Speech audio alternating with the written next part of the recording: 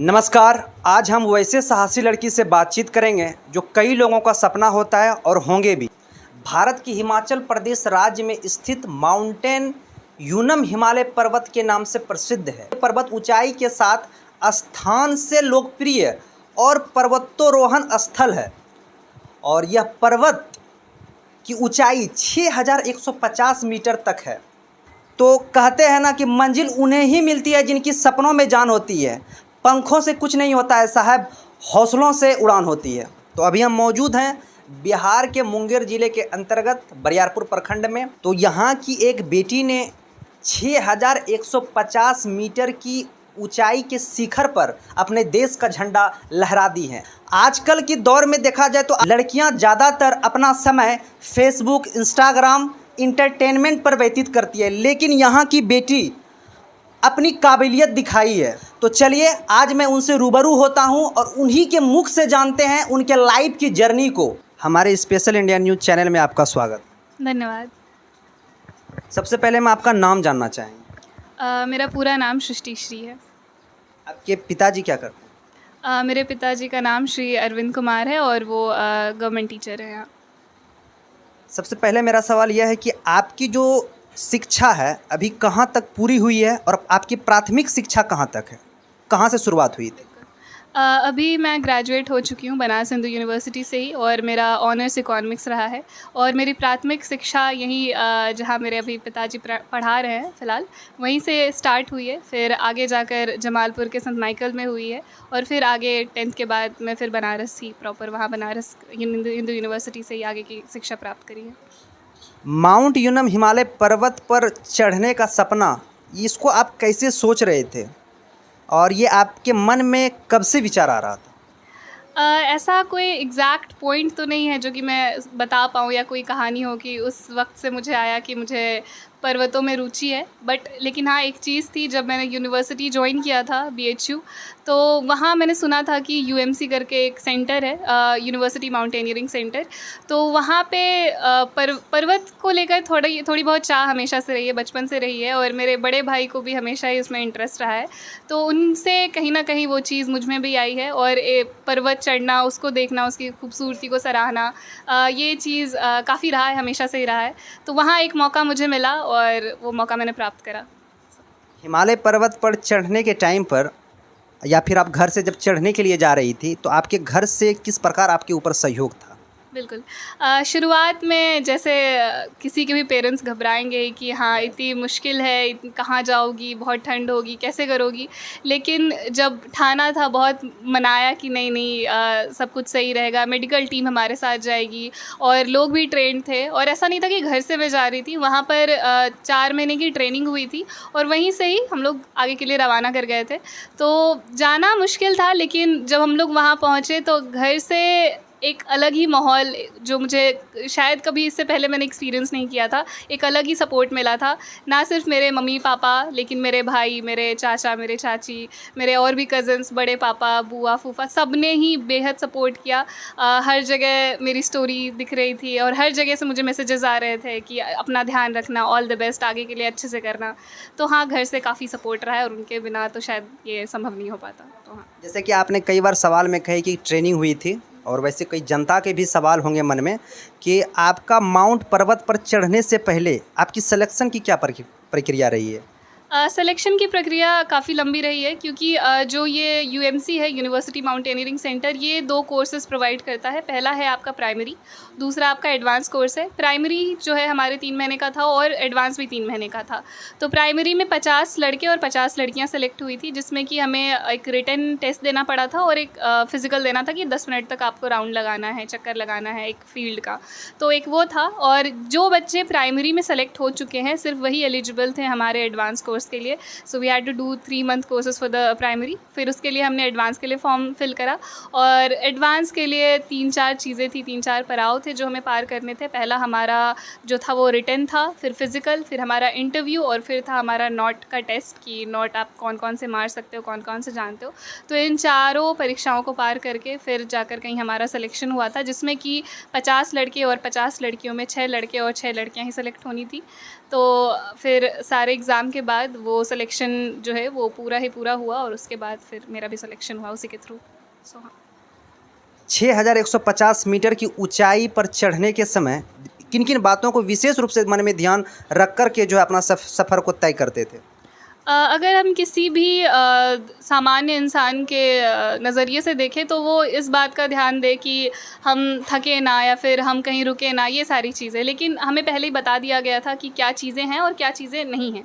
तो जो as a professional या फिर एज़ अ ट्रेनी जो हमने 3 महीने जो ट्रेनिंग करी थी उसके दौरान हमें बताया गया था कि आपको एएमएस की शिकायत हो सकती है, आप उससे भी आपको प्रॉब्लम हो सकती है। तो एएमएस है क्या कि एक्यूट माउंटेन सिंड्रोम है, जिसमें कि आपको 4000 मीटर के हाइट के बाद आपको थोड़ी बहुत प्रॉब्लम होगी, जिसमें कि आपका सर दर्द, नॉशियस फील करना या फिर वॉमिटिंग, ये सारी चीज़ें सामान्य है, बहुत ही नॉर्मल चीज़ है। तो इस बात का बहुत ध्यान रखना था कि हमें पानी पीते रहना है और हमें सख्त ये हिदायत दी गई थी कि कुछ भी हो हाथ में बॉटल दिखना चाहिए और हमें हमेशा ये ओआरएस दिया गया था कि आपको ये हमेशा ये 2 घूंट लेते ही रहना है, लेते ही रहना है।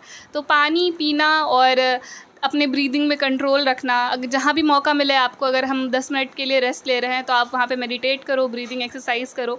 तो ये सारी चीज़ों का you have to like maintain everything कि ये सारी चीज़ें बैलेंस्ड रहें और ये सारी चीज़ों का अच्छे से ध्यान रखें। और चलते वक्त एक पेस बनाकर चलना है, ये नहीं कि मुझे ताकत आ रही है तो मैं भाग के चढ़ जाऊँ, भाग के ऐसा निकल जाऊँ आगे, ऐसा नहीं होना है। आपको अपना पेस जानना होगा कि आप किस पेस पे चलते हो। अगर आप स्लो भी चल रहे हो लेकिन चलो, रुको। कहने का मतलब होता है कि उस जगह वो हमारी नॉर्मल लाइफ नहीं होती है, आपको हर एक चीज़ को बैलेंस करते और मेंटेन करना पड़ता है। तो हाँ, बिल्कुल आपने सही कहा कि जैसे कि अभी हम लोग प्लेन एरिया में हैं, प्लेन एरिया में रहना, खाना पीना is very normal and very easy. लेकिन वहाँ पे आप एक स्टीप पे हो, आप स्टीप पे हो और आप एक हाइट पे हो। तो हाइट का भी जो प्लेन एरिया है वो जो है नॉर्मल नहीं है, बहुत ही लाइक एग्जॉस्टिंग होता है। लाइक आप थोड़े कदम चल भी लो तो आपको थकावट होगी। और प्लस एक चीज़ और थी कि वहाँ की ऑक्सीजन जो था वो काफ़ी उसका लेवल कम हो चुका था। जब हम लोग अपने पॉइंट पे पहुँच चुके थे, अपने पीक पे पहुँच चुके थे, तो वहाँ पे प्रॉपर जो ऑक्सीजन वो ड्रॉप होके 50% पे आ चुकी थी। तो 50% इज़ अ लॉट। तो उस समय खुद को कोप अप कराना और खुद को लाइक ध्यान दिलवाना कि नहीं नहीं, सांस लेते रहना और लंबी सांसें लेनी है। और उस समय लगता है कि नहीं, शायद क्यों आए हैं, क्यों ये कर रहे हैं, इतनी प्रॉब्लम हो रही है। लेकिन जब आप चढ़ जाते हो तो वो अलग सुकून होता है। तो हाँ, वो सारी चीज़ें वर्थ इट होती हैं इन दी एंड। और चीज़ों का ध्यान रखना बहुत इंपॉर्टेंट है। और सिर्फ खुद का नहीं, ये भी होता है कि आप अपने टीममेट्स का भी ध्यान दो, क्योंकि आप अगर एक हाइट पे होते हो तो एक चिड़चिड़ापन आ जाता है। एक तो एक होम सिकनेस होती है। होम सिकनेस सुनने में सिर्फ ऐसा नॉर्मल लगता होगा कि ठीक है, घर की कितनी ही याद आएगी। लेकिन जब आप उस एरिया में हो और सिर्फ 10 लोग आपको दिख रहे हैं और उन्हीं 10 लोगों को आप 4, 5, 6 दिनों से देख रहे हो और इतने ही क्रिटिकल सिचुएशन में, तब घर की एक्चुअली याद आती है कि नहीं, घर की याद आ रही है, मम्मी की याद आ रही है, पापा की याद आ रही है। तो ये सारी चीज़ें होती हैं। तो आपको खुद पे भी ध्यान देना है कि आप क्या फ़ील कर रहे हो, वो सारी चीज़ें आपको प्रोसेस करनी होती है। और फिर आपको आपकी टीममेट्स का भी ध्यान देना होता है। और कहीं ना कहीं मुझ पर ज़िम्मेदारी थी इस बात की कि आपको ध्यान रखना होगा बाकी सारे टीममेट्स का भी। तो हमारे जूनियर्स भी थे तो उनका ध्यान रखना पड़ रहा था कि वो सेन है कि नहीं, वो स्टेबल है कि नहीं, मेंटली स्टेबल है कि नहीं। तो ये सारी चीज़ें थी वहाँ पे ध्यान रखने वाली। माउंट पर्वत पर चढ़ने का समय आपको कितना दिनों का लगा? पहले तो शुरुआत के दिनों की बात करूँ, जब यहाँ से हम लोग निकले थे तो 3 दिन हमें मनाली से थोड़ा ही आगे सोलांग वैली है, वहाँ हमें 3 दिन रुकना पड़ा था। सोलांग वैली में 3 दिन हमें एक्लिमेटाइज़ करना था। एक्लिमेटाइज़ का मतलब होता है process of adapting with the environment, कि आप एक हाइट पे जाते हो, एक ऑल्टीट्यूड पे आप पहुँचते हो।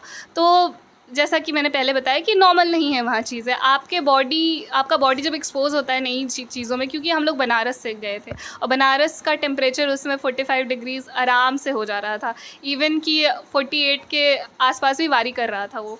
लेकिन अब इतने ज़्यादा टेम्परेचर के बाद हम सीधा सोलांग वैली में थे, जहाँ पर कि दिन का जो टेम्परेचर था वो 17-18 था और रात में वही 7-8 ऐसे हो जाता था। मतलब इतना कम ही नहीं होता, 10 के आसपास तो बिल्कुल ही रहता होगा रात के टाइम।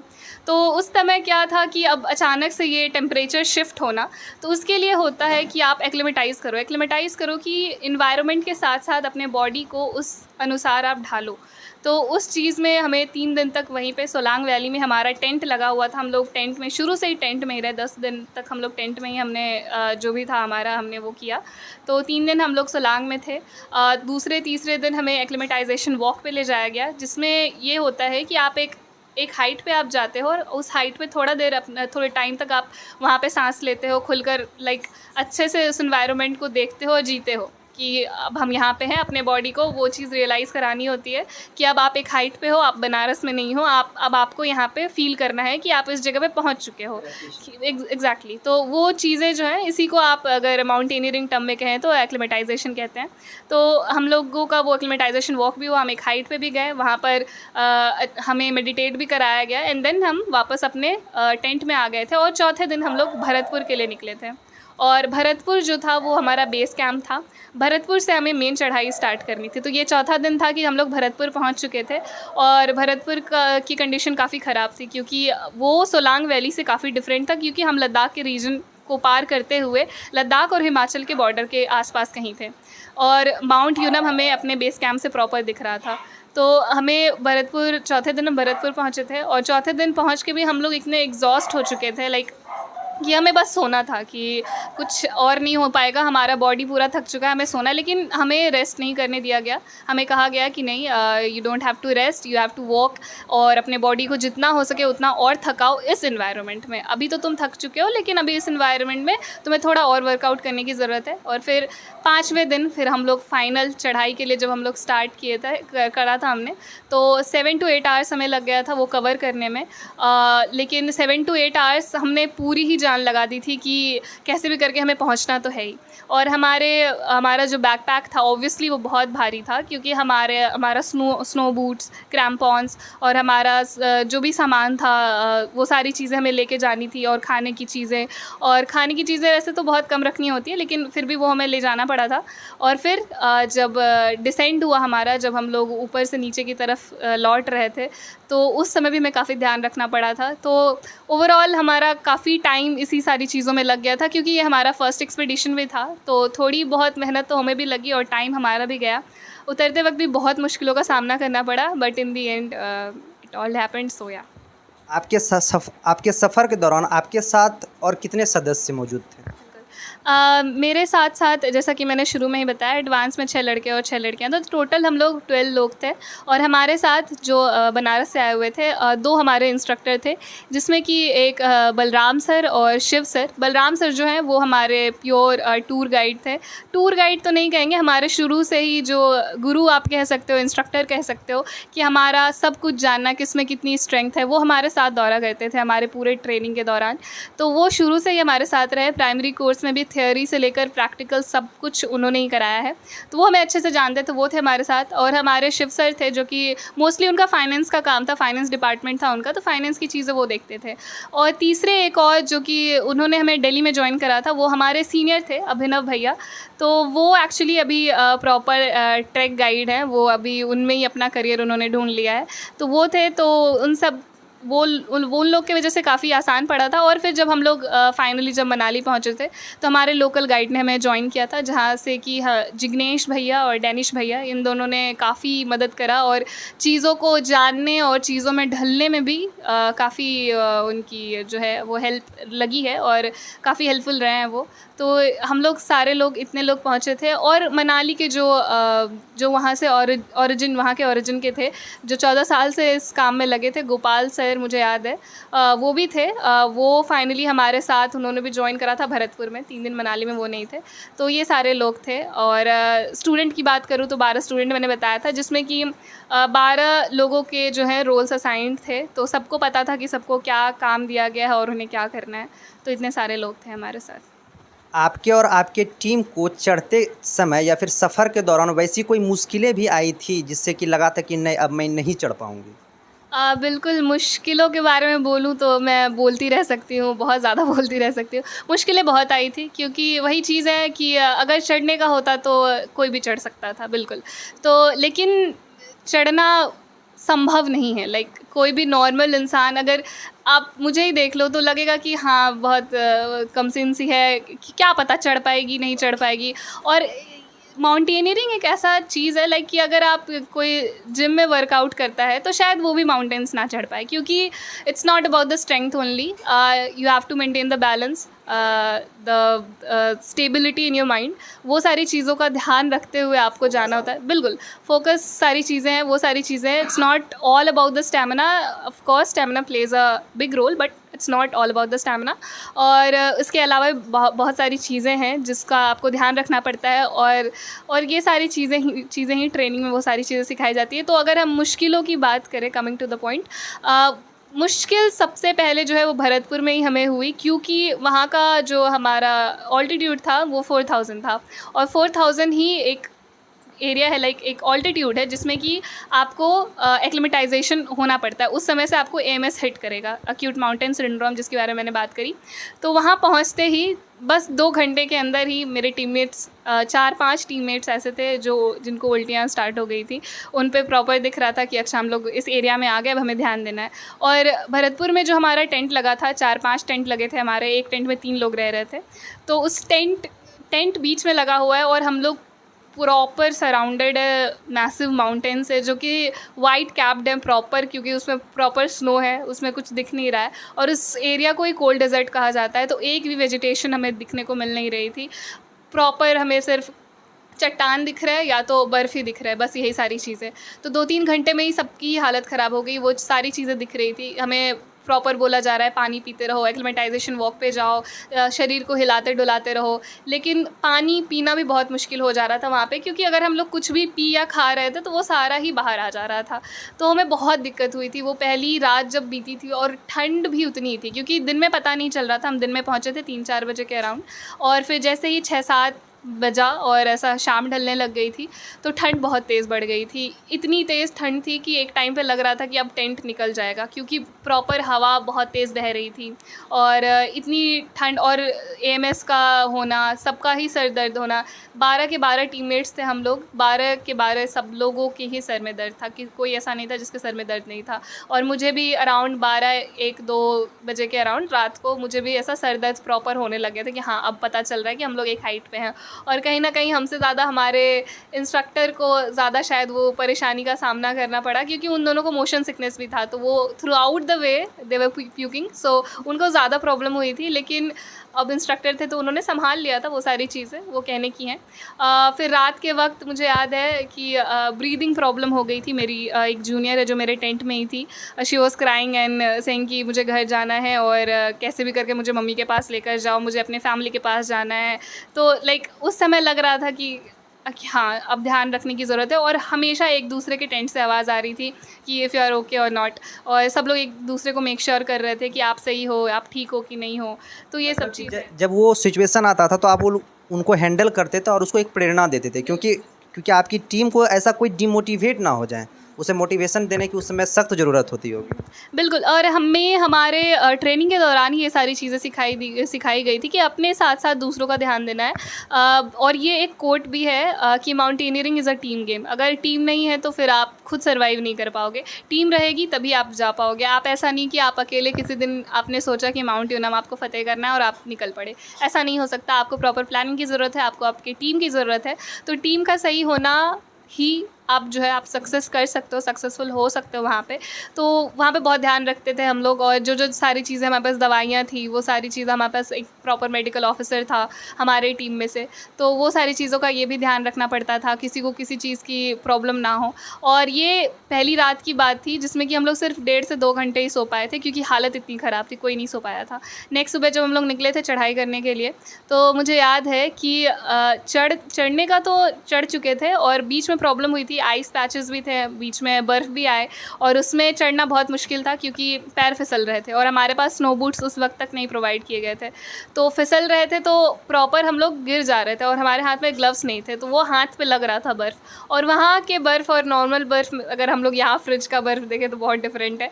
तो उस समय जब हाथ पड़ती थी तो हाथ में चोट लगती थी, क्योंकि वो छोटे छोटे कण जो थे वो हाथ में लगते थे। जैसे कि आप अगर यहाँ सड़क पे गिर जाओ तो वो हाथ में लगेगा आपको, तो वो कहीं ना कहीं बहुत नुकीला सा था।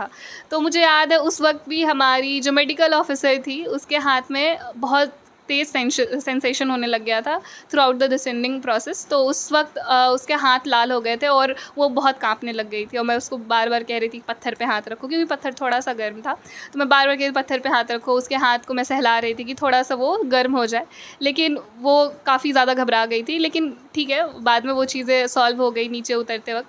तो चढ़ते वक्त हमने सारा एकदम लगा दिया था, लेकिन सभी ऐसा क्वेश्चन पूछते हैं कि चढ़ते वक्त क्या दिक्कत हुई, नहीं दिक्कत हुई, लेकिन उतरते वक्त ज़्यादा दिक्कत होती है। क्योंकि मुझे याद है जब मैं चल रही थी तो मेरे आगे के टीममेट्स जो थे उनके पैर लड़खड़ा रहे थे, कुछ लोगों के एक दूसरों के, कि उनका सर घूम रहा था, वो प्रोसेस नहीं कर पा रहे थे कि क्या हो रहा है, कि हम नीचे उतर रहे हैं नहीं उतर रहे। क्योंकि उस समय आपको अपने माइंड पे बहुत कंट्रोल रखना पड़ता है कि किस प्रकार से आप अपने आप को सहजतापूर्वक जो है नीचे उतारे, तो उस समय ये सारी चीज़ें भी दिक्कत होती हैं। हाँ, एक दिन में आप कितने घंटे तक सफ़र करते थे?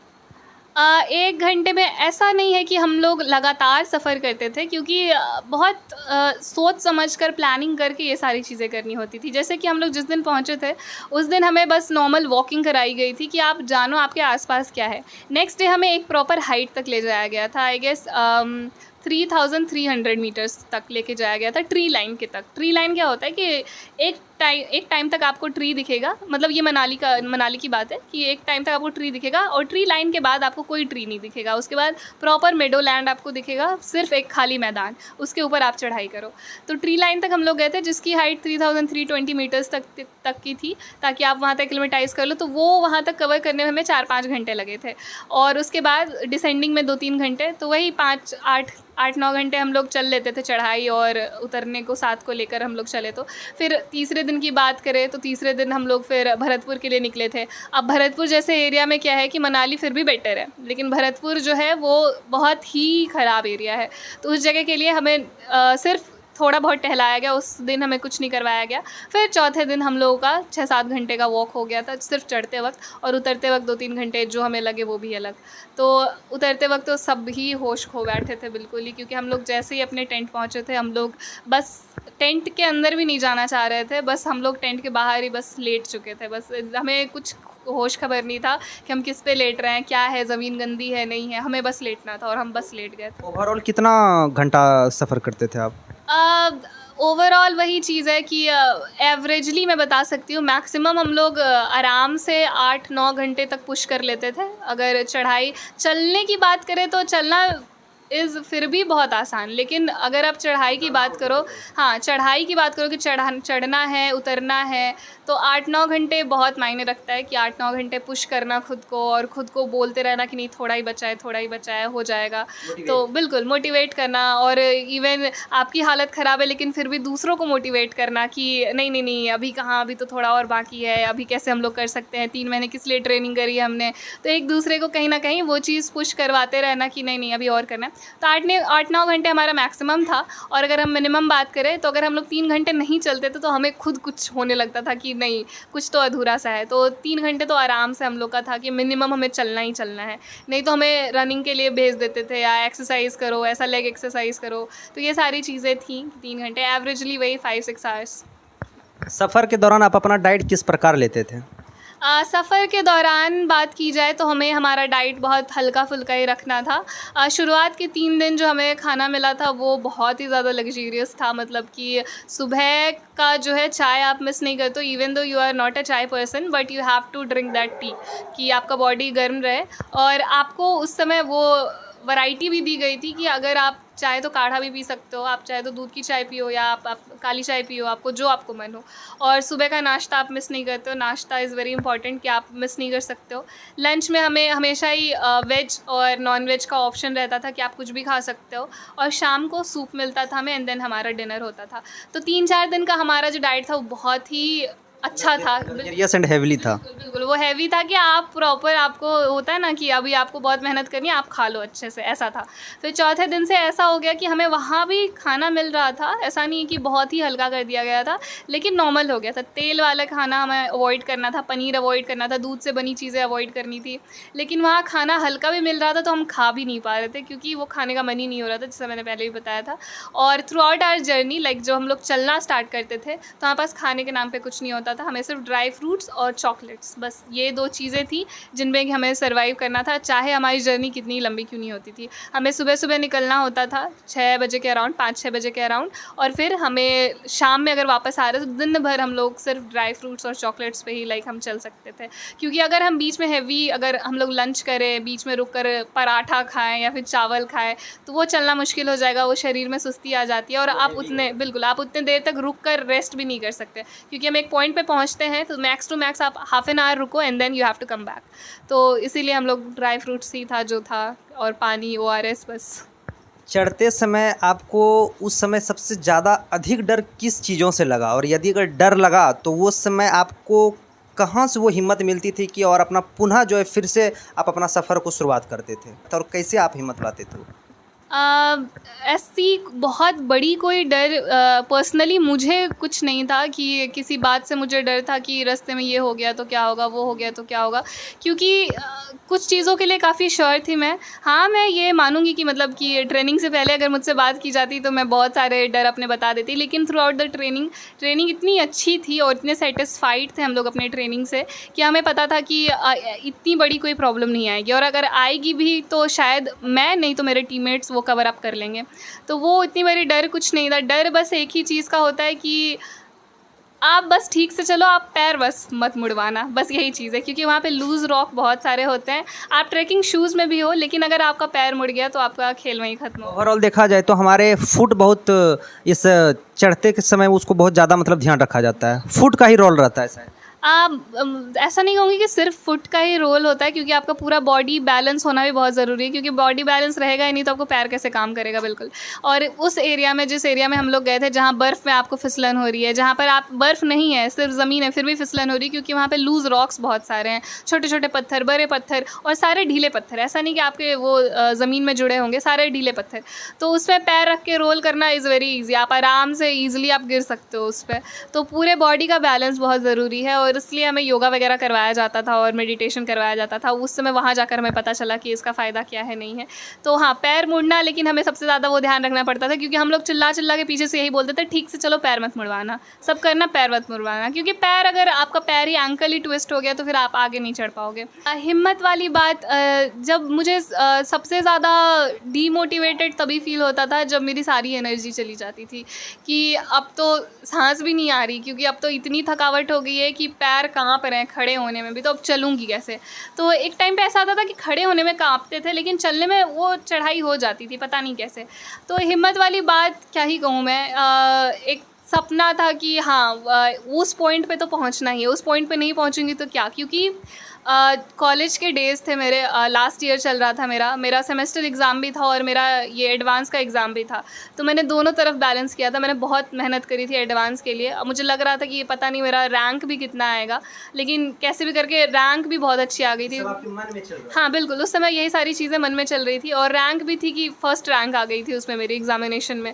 और 3 महीने बहुत मैंने सैक्रिफाइस किया था, सही बताऊँ तो, क्योंकि मुझे याद है जब आपका लास्ट ईयर होता है तो आपके दोस्त जो होते हैं, जो मेरे कॉलेज के फ्रेंड्स थे, उनको टाइम देना, क्योंकि वो भी अब बिछड़ रहे हैं, बिल्कुल वो भी जा रहे हैं। मुझे हर शाम कॉल आता था कि श्री क्या कर रही है, वहाँ सब लोग श्री बुलाते थे। एक बात कॉल से याद आया, उसका टावर प्रॉब्लम होती थी? बिल्कुल बिल्कुल, उसकी तो अलग ही कहानी है। जब हम लोग, पहले मैं ये कंप्लीट कर लेती हूँ कि भाई हिम्मत वाली बात, कि उस समय वही लगता था कि 3, 4, 5 महीने दोस्तों को मैंने साइड करा, कहीं ना कहीं थोड़ा बहुत शायद पढ़ाई कॉम्प्रोमाइज़ हो गया था लास्ट सेमेस्टर का, 6 सेमेस्टर का, तो वो सारी चीज़ें मैं वेस्ट नहीं जाने दे सकती थी, वो सारे सेक्रीफाइसेस। इवन तो मैं दोस्तों को टाइम नहीं दे रही थी, फिर भी वो सपोर्ट कर रहे थे। तो दोस्त, फैमिली, ये सारी चीज़ें, खुद का मोटिवेशन, तो कहीं ना कहीं वो मुझे बहुत पुश करा था। और टॉकिंग अबाउट द ये कॉल कनेक्शंस, तो मनाली जब पहुंची थी, सोलांग वैली, तो वहाँ पे तो ठीक से बात हो रही थी, बिल्कुल अच्छे से। लेकिन जब हम लोग भरतपुर पहुँचे, भरतपुर अपने बेस कैंप, तो वहाँ पे मुझे आइडिया था कि भरतपुर बेस कैंप में नेटवर्क आएगा, लेकिन जैसे ही हम लोग अपने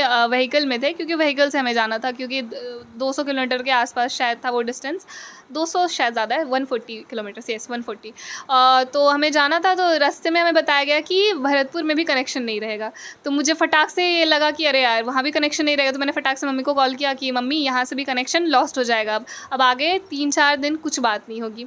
और सच में वही हुआ। जब मैंने बात करी, मैंने ग्रुप में प्रॉपर मैसेज कर दिया, फैमिली ग्रुप में, कि अब बात नहीं हो पाएगी, सारी सब कुछ हो गया। और जैसे ही हम लोग भरतपुर, हम पहुँचे भी नहीं थे, आई गेस सिर्फ 40 किलोमीटर बाकी था, 12 लच्छा पास क्रॉस कर चुके थे हम लोग, और देन हमारा नेटवर्क पूरा ही गायब हो चुका था। जब हम लोग फाइनली पहाड़ों को देख रहे थे, क्योंकि मेरा फर्स्ट टाइम था, फाइनली पहाड़ों को देख रहे थे, उस रास्ते से हम लोग जा रहे थे। और कहीं कहीं रास्ते ऐसे थे जहाँ बीच में ही नदी बह रहे थे, नदी क्रॉस करके हम लोग जा रहे थे, तो बिल्कुल ही नेटवर्क गायब हो गया था। और हमारा फ़ोन बस एक साइड में पड़ा हुआ रहता था, किसी को फ़ोन से कोई मतलब नहीं था, क्योंकि फ़ोन में 1% कुछ भी नेटवर्क नहीं था, किसी से कुछ बात नहीं करना। सिर्फ एक फ़ोन काम करता था, जो हमारे एक टीममेट का था, उसका आईफोन था, उसकी कैमरा क्वालिटी काफ़ी अच्छी थी, सिर्फ वही फ़ोन एक था जो कि सामने रहता था, बाकी सबके फ़ोन सबके बैग में पड़े हुए हैं, किसी को कुछ नहीं है। तो वो भी एक अलग ही एक्सपीरियंस था, क्योंकि आप नो नेटवर्क एरिया जोन में हो, और उस चीज़, पापा को कुछ खबर नहीं कि कैसे हम। और मुझे पहले दिन तो यही टेंशन हुई थी कि मम्मी कैसे सोच रही होगी, क्या क्या उनके दिमाग में चल रहा होगा कि मैं ठीक हूँ नहीं हूँ, तो बहुत दिक्कत हुई थी। और एक बहुत फ़नी स्टोरी है कि 30th को ही आई गेस वर्ल्ड कप था हमारा, यस 30th को था, तो उसी दिन हम लोग वहाँ पहुँचे थे, और हमें इसी बात का दुख था कि शिट यार एक दिन और रुक लेते तो वर्ल्ड कप देख लेते। अब 30 तो बीत गया, एक रात बीत गई, हमें पता ही नहीं कि कौन जीता नहीं जीता। तो नेक्स्ट डे जब हम लोग चढ़ाई के लिए आगे बढ़ रहे थे, तो हमें एक रोड क्रॉस करना था, तो रोड से एक ट्रक वाले जा रहे थे, तो हमने उनको रुकवाया कि भैया क्या हुआ है वर्ल्ड कप में, तो उन्होंने बताया इंडिया जीत गई। तो उसके बाद तो अलग ही मोटिवेशन आ गया हमारे अंदर कि चलो फाइनली जीत गई है, और जुनून आ गया। फिर हमने आगे चढ़ाई स्टार्ट करी थी। तो हाँ, नो नेटवर्क एरिया जोन में रहना लाइक बहुत ही ब्लिसफुल एक्सपीरियंस था। अगर कोई कर पाए तो वो समझेगा कि क्या ही वो चीज़ थी कि आप हर चीज़ से दूर हो। बिल्कुल, यहाँ कि मम्मी पापा से डेली बात हो रही थी, और आज नेटवर्क इशू की वजह से वो फैमिली वाली दिक्कत तो फिर भी अलग है, लेकिन आजकल के आप दुनिया में देख लो, लाइक कि बिना फ़ोन के कोई काम ही नहीं करता। बिल्कुल सब सोशल मीडिया में घुसे हुए हैं, अगर सोशल मीडिया में नहीं भी है तो रील्स स्क्रॉल कर रहे हैं, शॉर्ट्स देख रहे हैं। तो उन सब चीज़ों से जब छुटकारा मिलता है, और जब आप नेचर के बीच में हो, तारों को देख रहे हो, तो वो एक बहुत ही प्यारा एक्सपीरियंस है। बिल्कुल। तो या जब आप फाइनली आप और आपने अपनी टीम के साथ जब अपने देश का झंडा उस शिखर की चोटी पर जब लहराया, तो उस समय आपकी खुशी किस प्रकार की थी और कैसे खुशी मिली? बहुत लोगों ने ये सवाल पूछा मुझसे कि वो एक्सपीरियंस क्या था, और जेन्युइनली मैं बताऊँ तो even if I want, I am unable to share it, like कि क्योंकि वो जो एक्सपीरियंस था वो बस था, क्योंकि जब मैं पहुंची थी तो मुझे समझ नहीं आ रहा था कि मुझे क्या फ़ील करना है क्या नहीं करना है। मैं बस स्माइल कर रही थी, मुझे याद है, और बस बोला गया था कि ग्रुप पिक्चर होना है, और मैंने एक बैनर पकड़ा हुआ था, माउंट यूनम उसमें लिखा हुआ था, यूनिवर्सिटी का नाम था, पीछे तिरंगा था, हमारे BHU का एक झंडा था, और हमने जब वो पकड़ा था तो लग रहा था कि येस वी मेड इट, क्योंकि इतनी जो थकावट हुई थी, मुझे याद है ट्रेनिंग के वक्त लोग जब खड़े रहने में जिनको गर्मी लगती थी, खड़े इतना पसीना हो जाता था, उस समय हम दौड़ रहे थे, कैंपस का राउंड लगा रहे थे, 5-6 किलोमीटर दौड़ के बस आ रहे थे, और हम लोग प्रॉपर भीग जाते थे पसीने से। तो उस समय लग रहा था कि ये सारी चीज़ें कहीं ना कहीं वर्थ इट रही है, वो सारी चीज़ें काम आई हैं। और इसके बाद का जो मैं बहुत एक्साइटेड थी कि अब बस नेटवर्क आ जाए, सारी कहानियाँ मैं बताऊँ कि ये हुआ, तो वो अलग ही एक्सपीरियंस था। और कहीं ना कहीं वो ऐसा एक्सपीरियंस है ना, क्योंकि आप जब चढ़ रहे होते हो तो आप खुद से ही क्वेश्चन करते हो, क्यों कर रहे हो तुम ये, क्या मिल रहा है तुम्हें ये करके, आखिर क्या है इस चीज़ में, इतना थकावट भरी चीज़ है, तुम्हारा शरीर टूट चुका है, तुम्हारा शरीर रो रहा है कि नहीं अब नहीं करना है, अब नहीं जाना है, और लेकिन आप जब उस पॉइंट पे पहुंच जाते हो तो आपको लगता है कि शायद सही। देश का तिरंगा देखने के बाद तो एक अलग ही जुनून आता है। बिल्कुल, वो इमोशन कुछ और ही है। उस समय हर चीज़ कहीं ना कहीं कवर हो जाती है, चाहे आपका पैर टूटा हो, आपके हाथ में खरोच आए हो, चाहे कितनी ठंडी क्यों ना हो, चाहे आप 1-1 घंटे की स्लीप लेकर आ रहे हो, चाहे आपका सर दर्द हो रहा हो, वो सारी चीज़ें कवर अप हो जाती है। तो वो एक अलग एक्सपीरियंस है। और यस, तिरंगा जब होल्ड किया था तो वो बहुत ही अलग खुशी थी। ऐसा था कि नहीं, ये खुशी और चाहिए, फ्यूचर में और चाहिए, और ये करना है, बिल्कुल करना है। तो ये सारी चीज़ें थी। बिल्कुल। अब आपका ड्रीम क्या है? आगे ड्रीम अगर मैं करियर वाइज बताऊं तो माउंटेनियरिंग में करियर वाइज का मैंने नहीं सोचा, क्योंकि शुरू से ही इकोनॉमिक्स की स्टूडेंट रही हूँ, तो कहीं ना कहीं RBI, reserve bank of India, इसके बारे में मैंने सोचा। लेकिन माउंटेनियरिंग वो मुझसे नहीं छूटेगा, वो तो तय है, क्योंकि यहाँ से प्राइमरी और एडवांस करके, ये सिर्फ अभी की कहानी नहीं है कि माउंटेनियरिंग सिर्फ अभी हाल फिलहाल में आया हुआ है, बिल्कुल नहीं। कहीं ना कहीं ये लॉन्ग लॉस्ट ड्रीम था बचपन का ही कि हाँ ये सारी चीज़ें करनी है, एडवेंचर करना है, थ्रिलिंग करना है, थ्रिलर करना है। तो यूनिवर्सिटी माउंटेनियरिंग सेंटर जैसे एक इंस्टीट्यूट है, सारी यूनिवर्सिटी जितनी भी इंडिया में यूनिवर्सिटी है, सिर्फ यही एक गवर्नमेंट ओन्ड इंस्टीट्यूट है जिसमें कि माउंटेनियरिंग की चीज़ें आपको सिखाई जाती है। उसके अलावा गवर्नमेंट के अंडर जो इंस्टीट्यूट आती है, जो इससे और भी लाइक जिनकी अगर आप वहाँ से करते हो ट्रेनिंग, तो आपको थोड़ी और मान्यता प्राप्त होती है। तो अभी मैं 6000 मीटर तक के लिए एलिजिबल थी कि वहाँ तक जाके मैं तिरंगा फहरा सकती थी। लेकिन आप 7000 मीटर तक जाते हो, मान लो 6500 मीटर के ऊपर भी आप जाओगे तो आपको परमिशन नहीं मिलेगी, आपको गवर्नमेंट ही अलाउ नहीं करेगी कि आप उतने ऊंचे तक जा पाओ। तो उस चीज़ की परमिशन को ग्रांट करने के लिए आपको और भी ट्रेनिंग की ज़रूरत होती है। तो ये सारे इंस्टीट्यूट, जैसे कि मनाली में एक इंस्टीट्यूट अभिमास करके अटल बिहारी वाजपेयी जी के नाम पे है वो, तो वो एक इंस्टीट्यूट, हमने अपने एक्सपीडिशन के बाद हम लोग वहाँ भी गए थे। तो वहाँ पर BMC और AMC का कोर्स होता है, बेसिक माउंटेनियरिंग कोर्स और एडवांस माउंटेनियरिंग कोर्स। तो नेक्स्ट मेरा लक्ष्य यही है कि या तो अभिमास से जाकर मैं ये ट्रेनिंग करूं और वहाँ से मान्यता प्राप्त करूं कि एक माउंटेनियरिंग कहला पाऊं, और देन 7000 मीटर के लिए एम करूं, या फिर उससे ऊंचा और एम करूं। या नहीं तो और भी इंस्टीट्यूट्स हैं, जिम है, जवाहर इंस्टीट्यूट ऑफ माउंटेनियरिंग या नेहरू इंस्टीट्यूट ऑफ माउंटेनियरिंग, तो ये सारी चीज़ भी है। पहलगाम में है, दार्जिलिंग में है, उत्तरकाशी में है, ये सारे इंस्टीट्यूट हैं जहाँ पर जाके मैं बेसिक और एडवांस का कोर्स कर सकती हूँ, जो एक महीने की होती है। एंड देन फिर मैं आगे भी सोच रही हूँ कि आगे और भी ऊँचे तक पहुँच पाऊँ। माउंटेनियरिंग को छोड़कर आपका किसी और दूसरे क्षेत्र में आपका रुचि है, इंटरेस्ट रहा हो? बिल्कुल, अगर माउंटेनियरिंग कॉलेज के 3rd ईयर में आया था, लेकिन म्यूज़िक जो है वो फर्स्ट ईयर में ही आ गया था। और म्यूज़िक की मैं बात करूँ, संगीत की बात करूँ, तो मेरे पूरे फैमिली में ये सारी चीज़ें हैं। मेरे दादाजी, मेरे नाना जी, मेरे खुद के पिताजी, ये सारे लोग म्यूज़िक में काफ़ी इंटरेस्ट रखते हैं। और ख़ुद मेरे बड़े भैया जो हैं वो भी म्यूज़िक में इंटरेस्ट रखते हैं। और कहीं ना कहीं इन सारे लोगों का थोड़ा बहुत ही गुण मेरे अंदर आया था। तो जब मैंने फ़र्स्ट ईयर ज्वाइन किया था अपना कॉलेज बनारस हिंदू यूनिवर्सिटी, तो वहाँ पर एक जाना माना क्लब है म्यूज़िक को डेडिकेटेड, मौशिकी म्यूज़िक क्लब। तो मैं जब वहाँ गई थी तो वहाँ पर मुझे बहुत चाह थी, क्योंकि मुझे याद है क्लासेस जाने से पहले, क्योंकि कोविड के बाद हमारा पहला बैच था, तो क्लासेस मैं नहीं गई थी, लेकिन सबसे पहले मैं मौशिकी के सेशन में गई थी। और वहाँ पर विदिन 10 to 20 डेज़ मुझे वहाँ का इवेंट मैनेजमेंट हेड बना दिया गया था। और फिर मुझे याद है 1 साल तक मैंने उस क्लब को संभाला और मेरी टीम ने संभाला। हम लोग टोटल 6 लोग थे वहाँ पर। तो मेरा काम प्रॉपर वहाँ के इवेंट को मैनेज करना था और कैसे कैसे क्या क्या इवेंट कराने हैं, ये सारी चीज़ें। तो संगीत में काफ़ी रुचि रही है और संगीत से ही कहीं ना कहीं एक पर्सनालिटी डेवलप हुई है कि चीज़ों को बोल पाती हूँ, एक्सप्रेस कर पाती हूँ और एक भीड़ में चल पाती हूँ। सो हाँ, म्यूज़िक का बहुत बड़ा योगदान रहा है।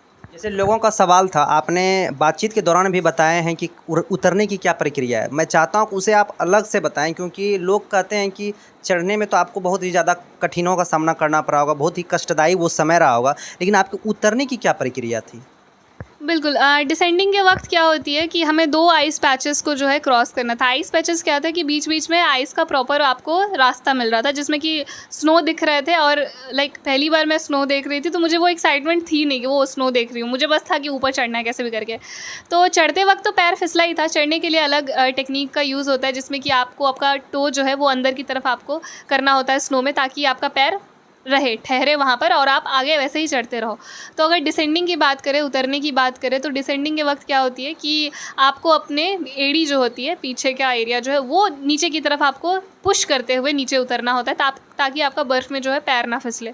तो हम लोग पूरी कोशिश कर रहे थे कि वैसे उस तरीके से आएँ। तो अगर हम लोग इमेजिन करें, लाइक थियोरेटिकली बहुत ईजी लगता है कि स्नो है, पैर आराम से अंदर चला जाएगा और आराम से हम लोग उतर जाएंगे। लेकिन जब प्रैक्टिकली आप वो चीज़ अप्लाई करते हो तो बहुत प्रॉब्लम हुई थी हमें, क्योंकि पैर अंदर ठीक से जा ही नहीं रहा था, और कहीं कहीं जा रहा था तो बहुत ही ज़्यादा चला जा रहा था, तो बाहर उसको फिर से निकाल के देन नेक्स्ट स्टेप लेना बहुत डिफ़िकल्ट हो रहा था वो चीज़। और मुझे नहीं लगता कि ऐसा कोई भी होगा जो कि बर्फ़ में फिसला ना होगा नीचे उतरते वक्त, क्योंकि मैं भी गिर चुकी थी एक बार ही, हमारे इंस्ट्रक्टर भी काफ़ी बार गिर चुके थे, हम लोग प्रॉपर काउंट रख रहे थे कि कौन कितनी बार गिर रहा है, तो सब लोग ही गिरे थे। और एक टाइम के बाद उतरना इतना आइस पे, लाइक स्नो पे उतरना इतना बोरिंग सा हो गया था हमारे लिए, क्योंकि हम लोग 4 स्टेप ले रहे थे तो उसमें 10 मिनट्स लग जा रहे थे हमें, तो एक टाइम के लिए इतनी बोरियत हो गई थी, इतना मन ऊब गया था हमारा कि हम लोग बस बैठ गए थे और फिर हमने स्लाइड करना शुरू कर दिया। लेकिन वो नहीं करना चाहिए, क्योंकि वो जो एरिया था वो बहुत ही ज़्यादा स्नोई नहीं था, क्योंकि स्नो के बीच बीच में पत्थर भी थे, तो आपको लग भी सकती थी। लेकिन हमें इतनी वो उब चुके थे कि हम लोग कहीं ना कहीं बीच में ग्लास स्लाइडिंग भी करने लग गए थे कि थोड़ा बहुत हाथ का यूज़ करके एंड देन हम लोग नीचे उतर रहे थे। और कहीं ना कहीं उसकी वजह से मेरी एक टीममेट थी, उसके हाथ बहुत कांपने लग गए थे, क्योंकि आइस के कांटेक्ट में बहुत ज़्यादा आ गया था उतरते वक्त। और फिर हमने आइस पैच जब क्रॉस किया, तो जब हम लोग रॉकी एरिया में आए तो उतरते वक्त ये होता है कि आप हड़बड़ा के उतरते हो, क्योंकि वो स्टीप होता है। चढ़ते वक्त तो आपको वो गिरने का कोई चांस नहीं होता, बहुत कम चांसेस होते हैं। लाइक आप जब डिसेंड कर रहे होते हो तो वो ग्रेविटी ऑब्वियसली आपको पुल करेगी नीचे, तो उस समय उस रॉक पे रोल होकर गिरना बहुत ही ज़्यादा आसान था कि आप एक स्टेप लो और आप नीचे गिर जाओ। तो उस समय पैर बहुत ठहरा ठहरा के रखना था। और हमें चढ़ना तो चढ़ते वक्त तो बहुत नहीं लगता था कि, क्योंकि चढ़ते वक्त बहुत सांस फूलती थी, लेकिन उतरते वक्त हमें बहुत लग रहा था कि अब कैसे नीचे पहुंच जाए, क्योंकि सारी एनर्जी जो होती है, जनरली यही होता है कि आप कोई भी एक्सपेडिशन पे जाओ तो चढ़ते वक्त ही आपकी सारी एनर्जी चली जाती है। चढ़ते वक्त भी आपकी सारी एनर्जी चली जाती है, क्योंकि आपका जो होता है एम होता है कि आपको पीक पे जाना है, तो आप जितनी भी बची खुची एनर्जी होती है आप चढ़ने में लगा देते हो, लेकिन उतरते वक्त वही एनर्जी आपके पास नहीं रहती है। तो उस समय खुद को समझाना, खुद को स्टेबल रखना और बॉडी को बोलना कि नहीं हिलो डिलो मत ज़्यादा, क्योंकि मैं देख पा रही थी बहुत लोग ऐसे थे जिनका पैर बहुत डगमगा रहा था, ऐसा लग रहा था कि नशे में चल रहे हैं, ऐसा भी लग रहा था। लेकिन बहुत ध्यान रखते हुए भी हमें उतरना पड़ा, और बहुत घुटनों में वो ज़ोर पड़ रहा था, क्योंकि उतरते वक्त पैर ठहरा ठहरा के उतरना था। उस समय कहीं ना कहीं नी कैप बहुत काम आया था, हमारे नी पे लगा हुआ था, वो सबके ही नी पे लगा हुआ था, तो नी कैप की वजह से काफ़ी जो है आसान पड़ गया था, नहीं तो उतरने में बहुत दिक्कत होती है, हमारा पैर बहुत डगमगाते, तो हाँ दिक्कत तो हुई। यदि कोई व्यक्ति ऐसे ही कोई हिमालय पर्वत पर चढ़ना चाहे तो आप उसे क्या राय देना चाहेंगे, क्या शेयर करना चाहते हैं आप उनके लिए? अगर अचानक से ये आइडिया आया है कि तुम्हें या फिर आपको पहाड़ चढ़ना है, तो ये आइडिया ड्रॉप कर दो इमीडिएटली, क्योंकि आपको इमीडिएटली ये आइडिया आया है। तो ये इमीडिएट एक्शन नहीं है माउंटेनियरिंग कि आपको इमीडिएटली आया कि चलो किसी का इंटरव्यू देखा, किसी का डॉक्यूमेंट्री देखा और मुझे मोटिवेशन आया और मैं 1 हफ्ते बाद निकल रहा हूँ पहाड़ों में। तो this is not how it works. You have to do a proper training, proper meditation, proper taking care of the diet and the balance. तो ये सारी चीज़ों का ध्यान रखना पड़ता है। और प्लस आप कहीं भी चढ़ाई नहीं कर सकते हो। अगर आपको 4000 मीटर तक आप जा रहे हो, 4000 या 4500 मीटर तक जा रहे हो, बट दैट इज़ फाइन, आप ऐसे भी जा सकते हो अपने दोस्तों के साथ अगर आपके बॉडी में इतना स्टैमिना है तो। लेकिन अगर आप 4000 को ऐसा क्रॉस कर रहे हो, 4500 को क्रॉस कर रहे हो, तो आपको पता होना चाहिए कि एक्लिमेटाइजेशन एक टर्म है या फिर AMS एक टर्म है जिसका ध्यान रखना है। और विदाउट ट्रेनिंग आप नहीं जा सकते हो, क्योंकि वो स्टैमिना आपको बिल्डअप करनी ही पड़ेगी। मिनिमम 3 मंथ्स तो आपको मस्ट है। अगर आप बिगिनर हो तो 3 महीने की ट्रेनिंग आपको ज़रूरी है। और ट्रेनिंग में मोस्टली आपका ऐसा नहीं कि कुछ ऐसा माउंटेनियरिंग रिलेटेड ट्रेनिंग होता है, नो, इट्स जस्ट रनिंग। आप रनिंग करो। आई गेस मैं सजेस्ट करूँगी 5 से 6 किलोमीटर तो बिल्कुल रनिंग करो, और मिस नहीं होना चाहिए कि आप मिस कर रहे हो। लेकिन हफ्ते में 1 दिन ऐसा रेस्ट का भी होना चाहिए, जिसमें कि हमारा जो रेस्टिंग डे था वो सैटरडे था। सैटरडे के दिन हमें मूवी दिखाई जाती थी, सर हमें माउंटेनियरिंग रिलेटेड मूवीज़ दिखाते थे ताकि हमें आइडिया हो जाए। बाकी हम लोग 6 दिन रनिंग करते थे प्रॉपर विदाउट एनी गैप। और योगा इज़ मस्ट। योगा मुझे पहले लगता था कि क्यों ही करा रहे हैं सर, इससे कौन सा स्टेमिना बिल्डअप हो रहा है, लेकिन योगा से आपके बॉडी में बैलेंस आता है। You know how to control your body now, क्योंकि वो बैलेंस जो है पत्थरों में बहुत ज़रूरी है। एंड देन आपका मेडिटेशन बहुत ज़रूरी है, क्योंकि वहाँ पे ब्रीदिंग प्रॉब्लम बहुत होगी। ब्रीदिंग एक्सरसाइज, मेडिटेशन इज़, सही बताऊँ तो वो गुस्से को कंट्रोल करने के लिए, क्योंकि उस वक्त वहाँ बहुत गुस्सा आता है, बहुत चिड़चिड़ापन होता है, तो खुद को कंट्रोल करना, खुद के इमोशन को कंट्रोल करना, ये मेडिटेशन आपको सिखाएगा। और मैं ब्रीदिंग एक्सरसाइज की बात करूँ तो ब्रीदिंग एक्सरसाइज में हमें एक बर्तन में पानी भरकर हमें बोला जाता था कि कितने देर तक तुम सांस रोक सकते हो, वो टेस्ट। तो मेरा 1 मिनट 3 सेकंड तक जाता था, मुझे याद है, ये मेरा हाईएस्ट रहा है। उसके अलावा 1 मिनट तक ही रहा है। तो वो ब्रीदिंग एक्सरसाइज भी ज़रूरी है, क्योंकि आपका जो है ऑक्सीजन का जो लेवल है वहाँ कम हो जाता है, और उस वक्त ज़रूरी है कि आपका लंग्स आपका साथ दे। तो बिल्कुल ये सारी चीज़ें हैं। सरकार को अगर आप कुछ कहना चाहती हैं? गवर्नमेंट को कहने को तो मैं यही कह सकती हूँ, गवर्नमेंट को क्या, मैं अगर किसी को भी कहना चाहूँ कि माउंटेनियरिंग रिलेटेड अगर कोई एक बात कहनी हो तो मैं बस यही कह सकती हूँ सरकार या फिर लोगों को या बच्चों को, कि माउंटेनियरिंग एक ऐसा एक स्पोर्ट है, क्योंकि माउंटेनियरिंग ऑब्वियसली एक स्पोर्ट है जो कि कहीं ना कहीं छुपा हुआ है। सभी लोग अगर नेशनल की बात करते हैं, इंटरनेशनल खेलते हैं, तो कबड्डी, क्रिकेट, फुटबॉल, चेस, ये सारी चीज़ें सबको ही पता होंगी, लेकिन माउंटेनियरिंग भी एक स्पोर्ट है, ये लोगों को नहीं पता होती है। तो कहीं ना कहीं इस माध्यम से, इस इंटरव्यू के माध्यम से मैं बस यही जागरूकता फैलाना चाहूँगी कि ये सारी चीज़ें भी हैं जिसमें कि आप अपने बच्चों को प्रोत्साहित कर सकते हैं। अगर कोई एडवेंचर लवर है या थ्रिलिंग लवर है, उनको पसंद है ये सारी चीज़ें करना, तो आप प्लीज़ आएँ। और ऐसा नहीं है कि आप बस किसी एक दिन पहाड़ चढ़ जाते हो, बिल्कुल नहीं। इसका प्रॉपर एक इंस्टीट्यूट होता है, इसका भी कोर्स होता है और इसकी भी पढ़ाई होती है। तो आप पढ़ाई भी करते हो, आप चीज़ें जानते भी हो। तो यही सारी चीज़ें हैं कि सरकार से अगर मैं बात कर पाऊँ तो मैं बस यही कहूँगी तो कि इसको प्रोत्साहित करें, इसको लेकर और जागरूकता फैलाएं, इसको लेकर और बच्चों को जो है वो आगे बढ़ने के लिए, वो चीज़ों के लिए वो सपोर्ट करें। क्योंकि अगर मैं अपने सेंटर की ही बात करूं तो वहाँ बहुत सारी चीज़ों की कमी थी, रॉक वॉल की कमी थी, तो कहीं ना कहीं वहाँ पे सरकार का योगदान हो सकता है। उस वहाँ वो फंड अपना लगा सकते हैं, जहाँ से लोगों को जो है आराम से वहाँ पर ही ट्रेनिंग हो सकती है, कहीं और बाहर जाने की ज़रूरत नहीं पड़ेगी। और कहीं ना कहीं देश का ही नाम रोशन होता है। अगर हम एवरेस्ट की बात करें तो वो नेपाल में है, हमारा नेबरिंग कंट्री ही है। अगर इंडिया से बहुत सारे लोग जाएंगे तो ऑब्वियसली इंडिया का नाम रोशन होगा और इंडिया कहीं ना कहीं नज़र आएगा। तो बिल्कुल मैं यही सारी बातें कहना चाहूँगी। दौरान सृष्टि जी से बातचीत के दौरान उन्होंने अपना एक्सपीरियंस शेयर किए और साथ ही इनकी सफलता के पीछे का जो संघर्ष था उन सभी बातों को जाने। उम्मीद करता हूं कि ये इंटरव्यू के बाद आपके अंदर भी सपने जीने का जुनून ज़रूर आया होगा। तो बहुत बहुत आपका धन्यवाद मेरे चैनल से जुड़ने के लिए, और आपका अपने हमारे चैनल को कीमती समय दिया। बहुत बहुत धन्यवाद। कहीं ना कहीं आप लोगों का बहुत बहुत धन्यवाद कि आप लोग अपना समय निकाल कर ये सारी चीज़ें सुनने को आए, क्योंकि कहीं ना कहीं बताने को बहुत इच्छा होती है कि ये सारी चीज़ें हुई। तो बहुत बहुत धन्यवाद। तो मिलते हैं आप लोगों से अगले वीडियो में कुछ नया लेकर के। तब तक के लिए जय हिंद, जय भारत।